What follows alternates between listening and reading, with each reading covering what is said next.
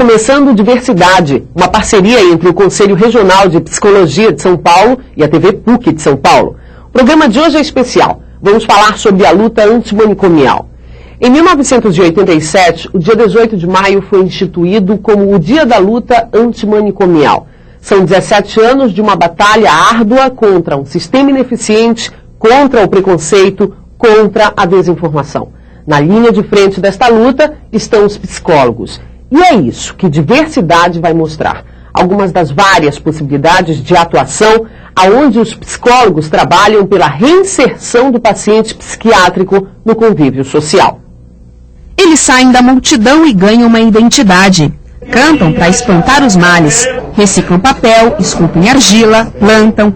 Nada de camisa de força ou isolamento. Aqui é com liberdade e fazendo arte que os pacientes são tratados. Gente como Carlos, que passa grande parte do tempo na oficina de marcenaria.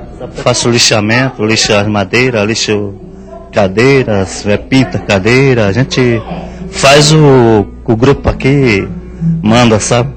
Isso acontece no CAPES, Centro de Atenção Psicossocial, na Zona Leste de São Paulo. Um exemplo de alternativa ao antigo sistema de encarceramento do paciente psiquiátrico em manicômios superlotados e ultrapassados. É um serviço aberto que tem como função acompanhar o processo de vida dos pacientes em todos os momentos.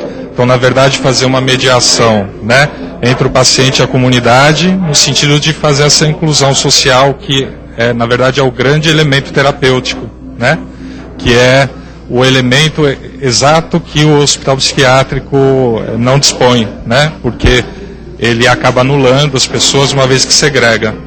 Assim como este, existem mais de 500 CAPES em todo o país, unidades mantidas pelo poder público que são resultado concreto da luta antimanicomial, um movimento que começou na cidade de Bauru, no interior de São Paulo, em 1987, durante um congresso de saúde mental. Cerca de 400 técnicos, alguns usuários e alguns familiares se uniram e debateram e chegaram à conclusão que tinha que ser antimanicomial. Por que antimanicomial? Porque o manicômio é uma instituição muito difícil de administrar para que ela seja benéfica para o paciente. Então, digamos que nós esgotamos os nossos esforços como profissionais de fazer do hospital psiquiátrico um lugar humano, um lugar de tratamento.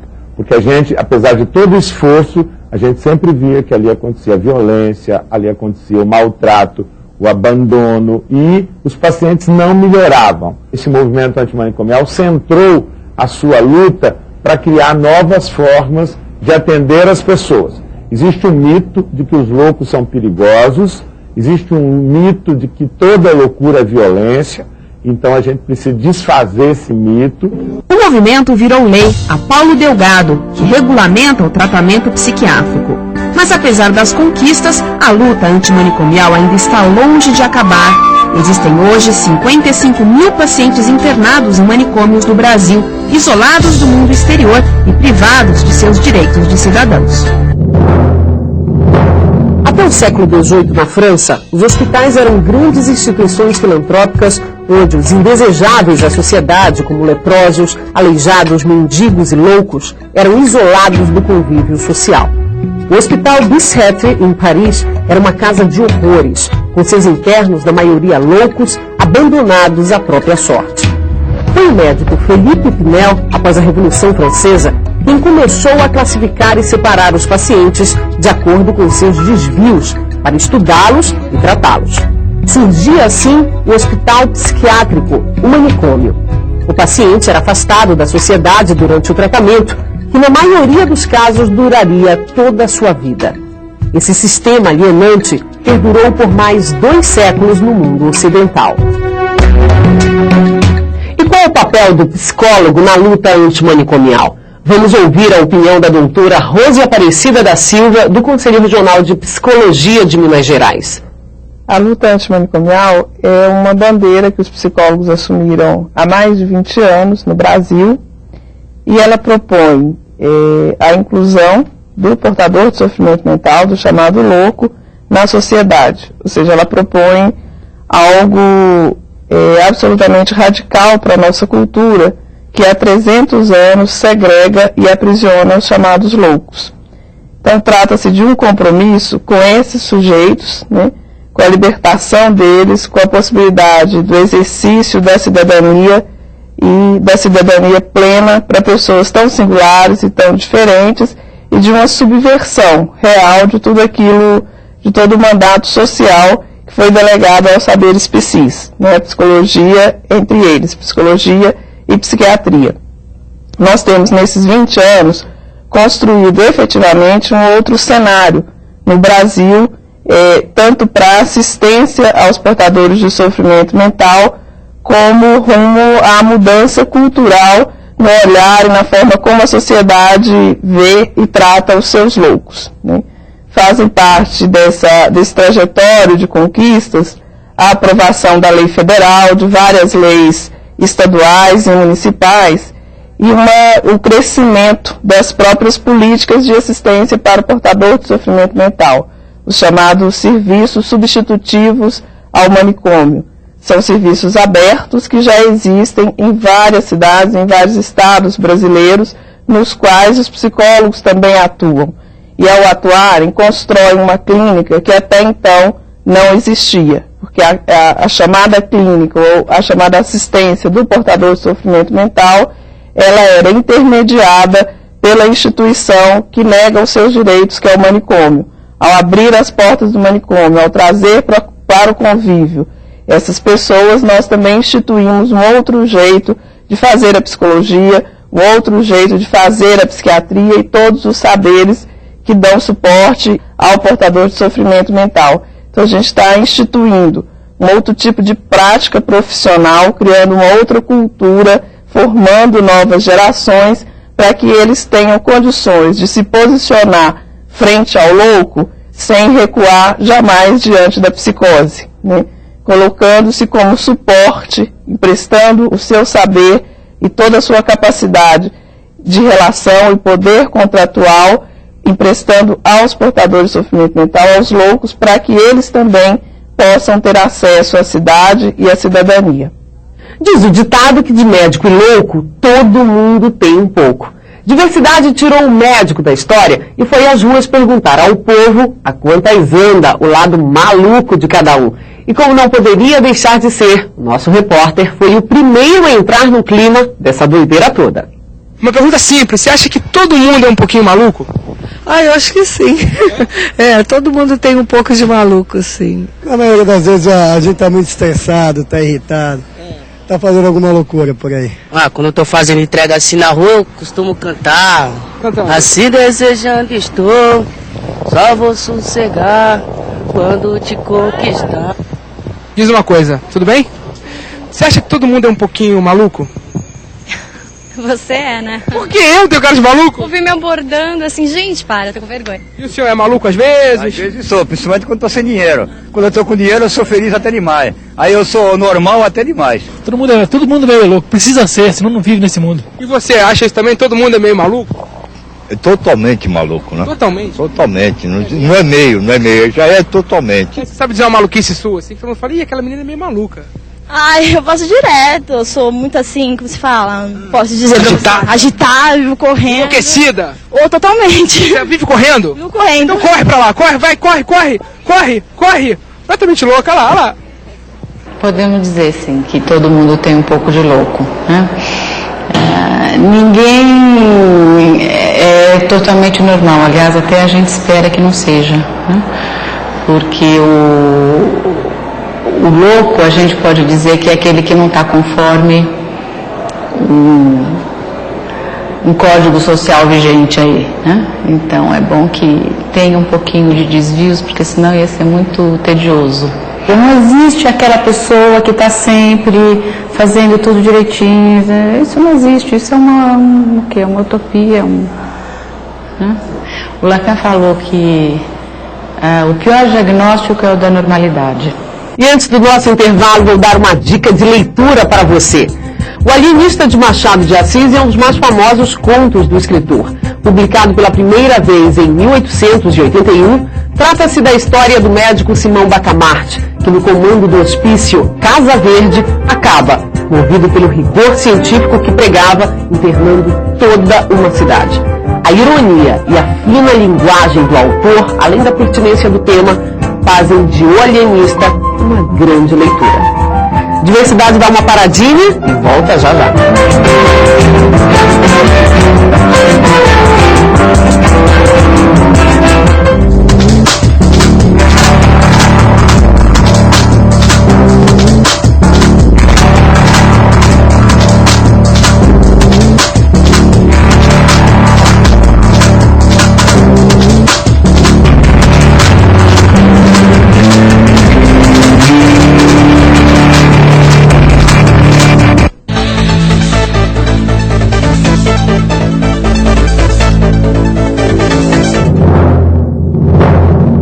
No Brasil, o primeiro hospício foi inaugurado por Dom Pedro II em 1852, no Rio de Janeiro.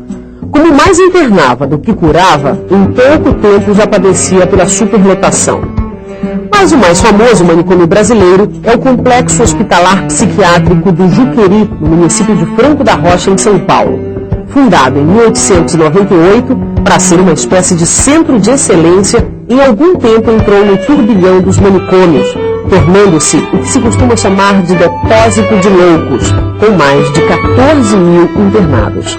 Agora vamos mostrar um exemplo prático de como ajudar um paciente psiquiátrico na difícil tarefa de se adaptar à vida fora do hospital. Esse é o trabalho dos psicólogos do projeto De Volta para Casa, mais uma iniciativa do Banco Social de Serviços em Psicologia. Casas alinhadas numa rua tranquila e arborizada. Aqui, cada um tem o seu espaço e a sua privacidade, como Edmir e Gutenberg, que dividem um dos apartamentos. Mas os moradores daqui ainda têm um longo caminho de volta aos seus verdadeiros lares. São pacientes psiquiátricos em tratamento. E é para ajudar neste caminho que os psicólogos entram em ação e se tornam protagonistas. A gente está, na verdade, sendo protagonista de algo novo, então não tem uma receita pronta. A gente é autor, coautor, protagonista, a gente está fazendo tudo junto, é um projeto de construção. Essa pessoa que eu acompanho em questão tem parentes assim, Mogi, Itaquera, e a gente está fazendo esse trabalho de reconstrução. Então é muito amplo, são famílias carentes que às vezes não tem como vir aqui. Então nesse sentido a gente está fazendo um papel, assim, reconhecimento, vendo quem são esses familiares, como são essas pessoas, o que está acontecendo, para onde ele pode ir, né, e onde ele quer ir também. Este trabalho acontece aqui, no Centro de Atenção Integrada à Saúde Mental da Água Funda, na Zona Sul de São Paulo. É uma parceria entre a Unidade de Moradia Assistida do hospital e os profissionais do projeto De Volta para Casa, do Banco Social. O Banco Social acabou entrando para poder ajudar, né? A gente já conseguia fazer esse contato com a família, esse contato com o fora, né? E com ajudar nessa proposta, até com documentação, o que dá para ajudar uma pessoa que está de fora, né? Que está tendo de outro lugar, vem com outras ideias e complementando o trabalho que a gente está fazendo aqui. O Banco Social de Serviços em Psicologia funciona para isto mesmo, colocar em prática ideias dos profissionais de saúde interessados em melhorar a qualidade de vida das pessoas. Banco Social, uma grande ideia para que grandes ideias se tornem realidade. Conheça melhor o banco. Acesse o site www.bancosocialpsi.org.br. Há exatos 10 anos, os doentes mentais de Santos deram o grito de liberdade, um grito que começaram a ensaiar 5 anos antes. Em 1989, a Casa de Saúde Anchieta sofreu uma intervenção sem precedentes na história da saúde mental do Brasil. Era o primeiro passo para que, em 1994, o ultrapassado manicômio fechasse para sempre as portas. Era o fim de uma instituição que, no lugar de curar, condenava os pacientes a uma loucura muitas vezes sem volta. Uma década se passou e a pioneira experiência santista serviu de modelo para uma série de outros projetos inspirados na verdadeira revolução psiquiátrica, que foi a extinção do Anchieta. É essa a história que Diversidade conta a partir de agora. Vamos ver agora como anda o estado da boca dos pacientes do Anchieta. Você está assistindo a TV Tantan, um canal interno produzido pelos internos da extinta Casa de Saúde Anchieta. Iniciativas como essa, que ainda contavam com uma rádio e até um jornal, só foram possíveis graças à intervenção que o hospital sofreu 15 anos atrás. A intervenção no Anchieta se deu muito em função de uma contingência momentânea, né? Assim, naquele período a cidade estava iniciando um governo de esquerda, né? E ao mesmo tempo na cidade havia um conjunto de denúncias na imprensa local a respeito de mortes violentas dentro do hospital. Tinha uma figura na época que chamava-se leito-chão, que era um paciente largado no chão, e em um monte de absurdos, de falta de qualquer cumprimento de qualquer respeito humano, castigos corporais, enfim, será forte, eletrochoque por motivos punitivos. Isso tinha bastante a certeza de que não bastava dar uma arrumada, né? Assim, apenas arrumar a situação local e apenas dar uma reorganizada no fluxo local, isso duraria pouco tempo. 5 anos foi o tempo que durou a intervenção no antigo manicômio. Em 1994, a equipe que promoveu uma verdadeira revolução psiquiátrica em Santos finalmente conseguiu o tão esperado objetivo: desativar de uma vez por todas o velho hospício, com todo o apoio da comunidade santista. As pessoas apareciam lá para ajudar, até os vereadores de direita, os escoteiros, os padres, os crentes, qualquer um. Então as pessoas, a cidade foi comovida. Rua São Paulo, número 95. Aqui nesse endereço, nesse prédio aparentemente abandonado, funcionava a Casa de Saúde Anchieta. Acontece que diz a lenda aqui das redondezas que ainda mora muita gente aí dentro do prédio, que é propriedade particular. Acontece que ninguém veio abrir a porta para a diversidade. Mas no Lar Abrigo, uma espécie de residência terapêutica assistida, a nossa equipe não só conseguiu entrar, como foi muito bem tratada. Esse aí é o Vander, um dos artistas da casa. Vander, essa aqui é a igreja que tem em Minas Gerais. Esse aqui é um helicóptero. Esse aqui é uma paisagem. Esse aqui é um beija-flor. E esse aqui é uma mulher fazendo nudismo na praia. Seu Luiz Orlando, também ex-paciente do manicômio, hoje em dia mora sozinho e frequenta um dos 5 NAPs de Santos. O que o senhor lembra de lá, assim? Essa intervenção é ruim, né? Oi? Essa intervenção é ruim. Antes da intervenção era ruim. Sei. Não é muito bom, não. Eu não tinha que fazer, não. Não se fazer nada, né? Não tinha o que fazer, né? Ficava lá jogado sem fazer nada. Então aqui o senhor está mais feliz? Tô. Tanto o Lar Abrigo quanto os NAPs, Núcleos de Assistência Psicossocial, fazem parte de uma rede que aos poucos deve substituir de vez os arcaicos manicômios. Não é necessário essas macro-instituições para o cuidado dos doentes mentais, né? É preciso ter serviços fortes, é preciso ter serviços dedicados, é preciso ter serviços bastante complexos, né? Mas não necessariamente não precisa em absoluto, na verdade, de uma macro-instituição. O princípio da desinstitucionalização não é acabar com a instituição, é o fim de um tipo de instituições e imediatamente um método, uma forma de agir e de pensar que é baseada na invenção. Você tem que inventar.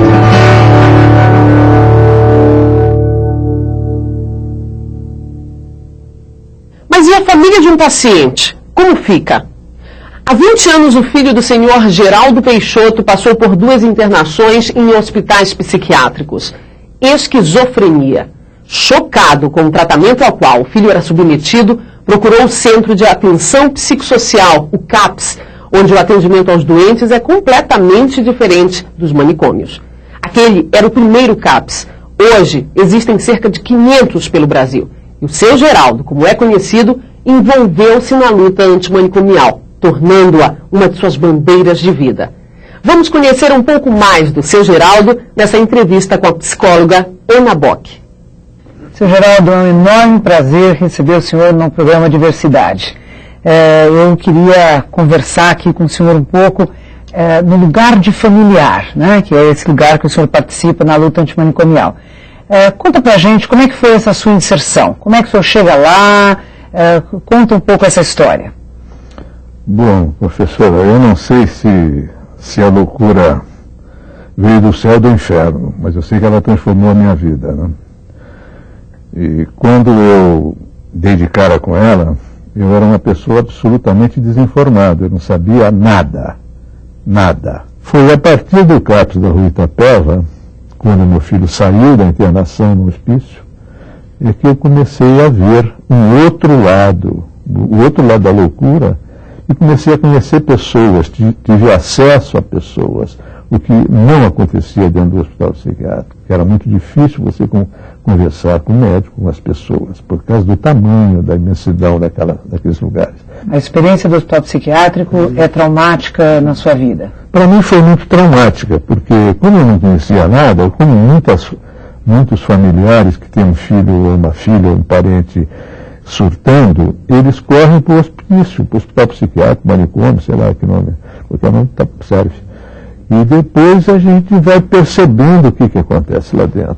Despreparo das pessoas que trabalham com a doença mental, principalmente aquelas pessoas que circulam tipo serventes, atendentes, etc.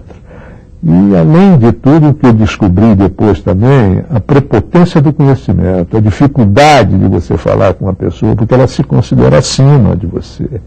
E o senhor, a sua vida com o seu filho, a vida familiar, conta um pouco pra gente essa vida vivida, desta convivência com a loucura. Que dificuldades, a sociedade é preconceituosa, como é que se sente isso, como é que o senhor percebe isso no cotidiano? Eu acho que a sociedade é preconceituosa porque a sociedade é desinformada, né? A partir do momento que você consegue ultrapassar isso que nós estamos chamando de preconceito e explicar para as pessoas e dar um exemplo de vida, modéstia à parte, como no caso me parece que é a minha vida, a pessoa começa a entender melhor essa relação, começa a entender que o doente mental não é criminoso, que o doente mental não é perigoso, que em muitos momentos o doente mental é vítima de uma situação disso tudo que nós sabemos, da injustiça social, da desigualdade social. Tudo isso me fez crescer como pessoa, né? A loucura é muito assustadora e desestruturadora também da família, né?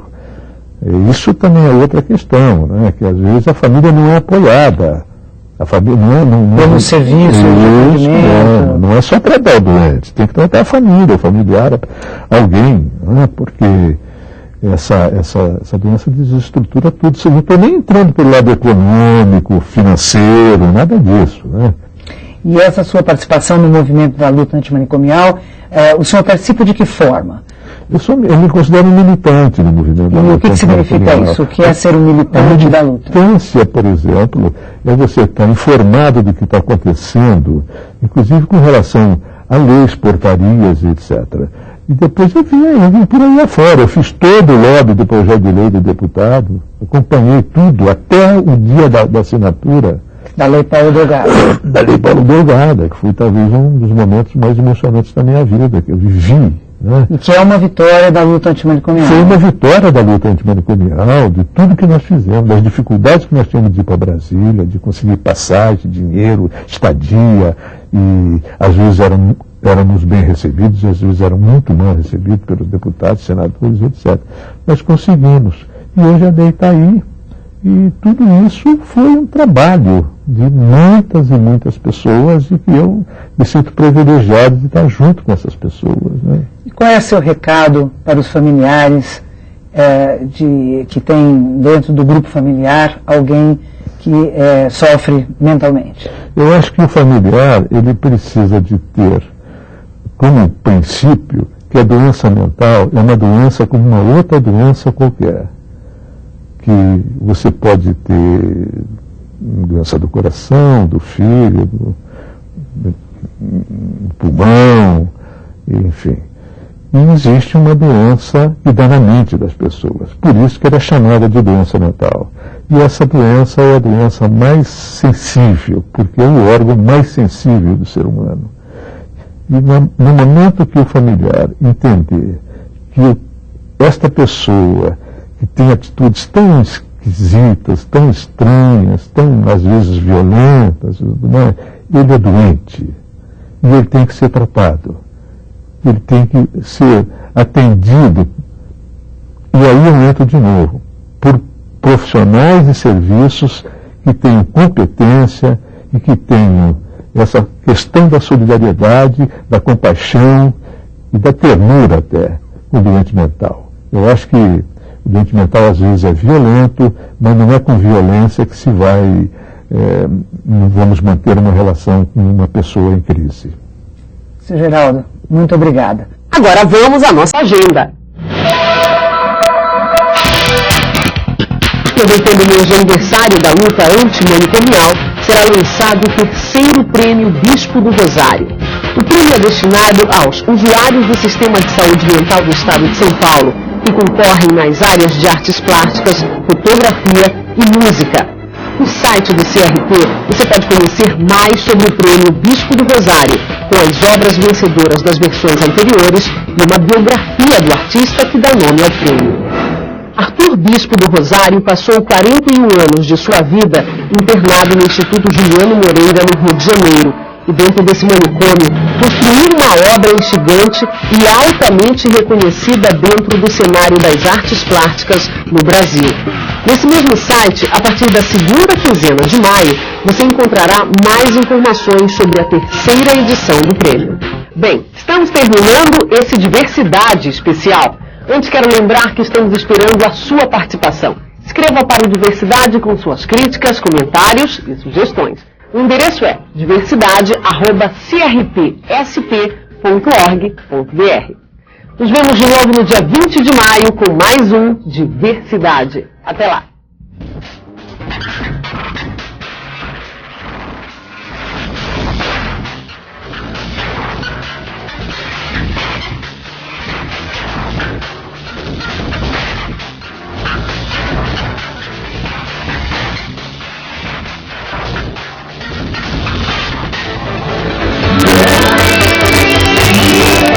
Diversidade, uma realização do Conselho Regional de Psicologia de São Paulo e TV PUC São Paulo.